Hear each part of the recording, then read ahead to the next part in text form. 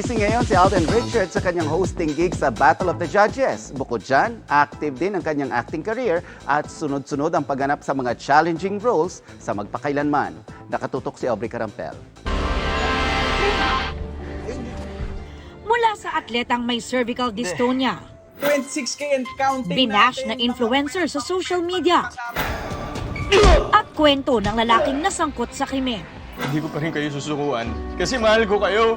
Ngayong Sabado, sa finale episode ng month-long anthology ng Magpakailanman, isa sa buhay naman ni Asia's multimedia star Alden Richards.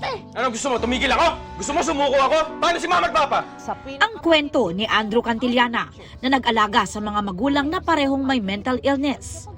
Noong 2012, itinampok ang kwento ng pamilya Cantillana sa programang Wish Ko Lang at ang ipalalabas daw ng MPK kung ano na ang nangyari sa pamilya. I'm not gonna do this for myself. I'm gonna do this for this kid, for this guy, for Andrew. I'm gonna do this for him and for his family. Kasi ang hirap eh. It's not a happy ending. Gusto nga raw niyang makilala ng personal si Andrew at matulungan, nakarelate at marami rin daw siyang natutuhan sa mga ginampanang totoong kwento. Ang similarities nga namin na nakita ko, gusto naming mabuhay regardless of everything that's happening. Iba-iba man yung pinagdadaanan naming 5.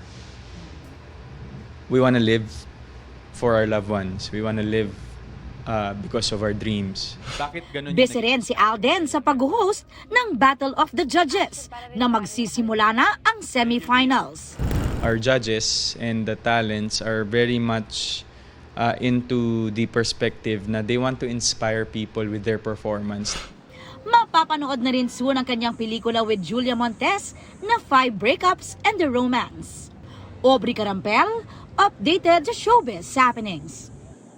Mga kapuso, maging updated sa showbiz happenings anumang oras. Mag-subscribe sa GMA Integrated News sa YouTube. Para sa mga kapuso abroad, bisitahin ang GMA Pinoy TV at www.gmanews.tv.